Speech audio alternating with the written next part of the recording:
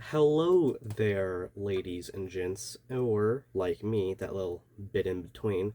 My name is, well, it's none of your business, but you, going forward, can all call me Greer. Today is a very special day, if you want to call it that. This is my first review, and my first time ever posting something online that actually has me in it. Now, since it's so special, I'm going to be covering a special figure.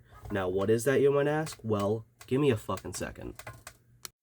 Today, we are going to be reviewing the Shfiguarts Dragon Ball Z Legendary Super Saiyan Dragon Ball 40th Anniversary Edition Broly.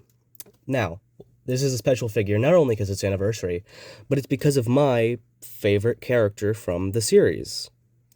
Now, admittedly, it is a flawed figure, and I could have gone for better versions of it, but Beast Deity's heads look ugly, and I think it's ZL Studios Legendary kind of looks ass in the hair sculpt department. Honestly, I feel like I'm just going to get the TK Customs kit for this figure, and then that'd be my perfect figure.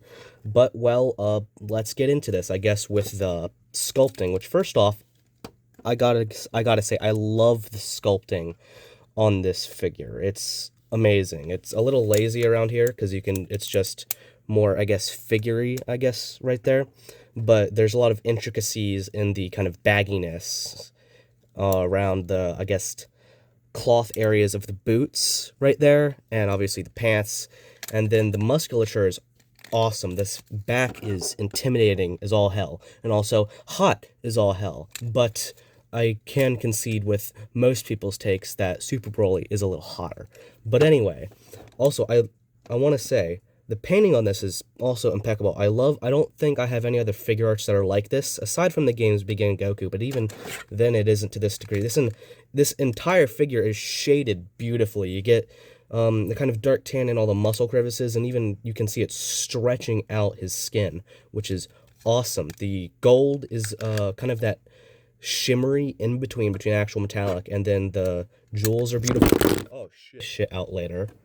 But anyway, the hair is honestly my favorite one, because it's not just that banana yellow, and I am one of those people who, his green hair is fine, but it's not the best, really.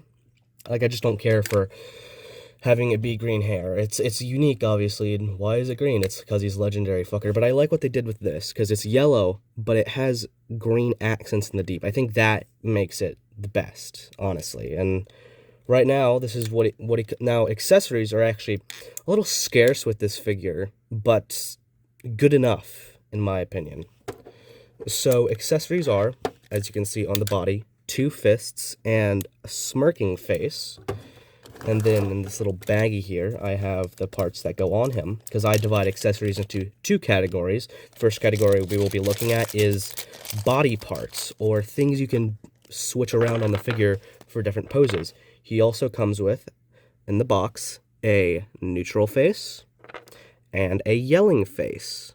A gritted teeth face would have been nice, but this is from, I believe, 2014, so only 8, 9, 10...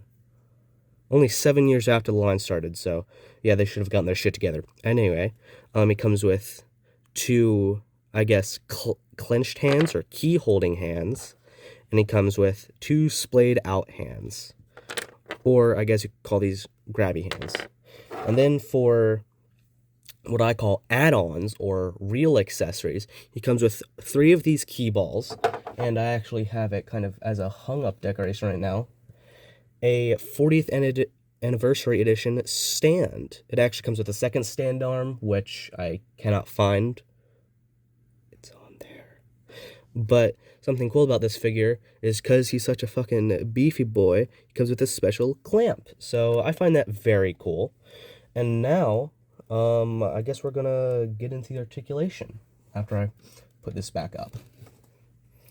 So, put this over here. Articulation. You got some weird stuff at the head. You got a ball joint and then 2 hinge joints, and that bottom hinge is on a swivel. Alright? I'm just going to leave this off because it's a pain to put on. As far as I can tell, the body is a ball joint that leads to this up and down hinge. So it goes about up that far, which this is awesome for a 1.0, and can almost cross over each other with the arms a little, which can almost cross over each other, but that's really good. Even has a decent back range. It's got a ball joint on the upper torso, and I believe it's just a ball on the bottom too, so you get a good crunch forward and a really good crunch back. So this figure actually, for the time it was made, has amazing articulation. You get a peg and a hinge for the front piece of his skirt. And the second one is the same setup but attached to the body, so you actually get a good kick out there. And then the back piece is just completely stationary. Then you have a good kick forward, which I believe is a ball. Forward about that much. Almost no back because of how stiff it is. And then you get a double bend. And then you get basic foot articulation, forward-facing pin for a rocker, and then fucking weak-ass toe joint. And because I have been affected by acetaminophen, haha, funny politics joke, I forgot to do the arms. Let's do that shit. You get a bicep swivel, and you get a beefy double-jointed arm, as well as just one big ball socket instead of the typical ball, peg, hinge ball that you get with, like, Figuarts. But, overall, this is a really good figure, and for, closing thoughts, I will go to the other camera angle so you can see my pretty little face. So, my overall closing thoughts are, I want to say middle of the ground between simple and complicated, because that's just how I am as a person. But overall, I love this figure, and I'm so glad I got it. But I do have about a couple small gripes. My first one was, well, due to my own impatience, and I can't change this, I simply bought it too early. I should have waited, because they kept the pre-order for this open for, I want to say, a good 6 months there, and I bought it within the first week. So, that kind of impatience is a bit difficult to deal with for me. And my only real gripes are, and my only second gripe is actually the accessories, which for $108 after shipping and tax, and being an exclusive, it should have had more accessories. And I'm just saying this for the original figure. I'm pretty sure the original retail price was probably somewhere around there, but it really should have come with a gritted teeth face. That's, honestly, if it had just come with that, I wouldn't be talking about this. And really, overall, I think that TK Customs kit I mentioned could really fix all my problems with it. But overall, I would give this figure a solid 8 out of 10. If you're a huge Dragon Ball Z fan, and you can find this for under, $100, really is about the high end of what I would pay for this figure. It's really good. Also, by the way, the demoniacal fit version of this doesn't look very good. I don't like the face sculpts. They shouldn't have changed it. But I'm not a company, so who the hell cares? Anyway, it's a really good figure. If you can find it, or you just want this figure in general, get the demoniacal fit. You can get it on AliExpress or Calcus. I'm not affiliated with either, so I won't leave any links because I'm a money-grubbing bastard. But anyway, I hope you enjoy this. I hope your time here has been pleasant. Oh, and do all the stuff on YouTube, liking, subscribing, commenting, all that stuff. It would help, I guess.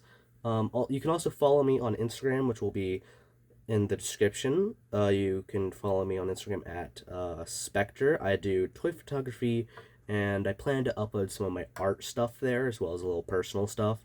But I do, figure posing, the kind of stuff you'd see on TikTok, I guess, except without the annoying music. I use good music that's, relevant.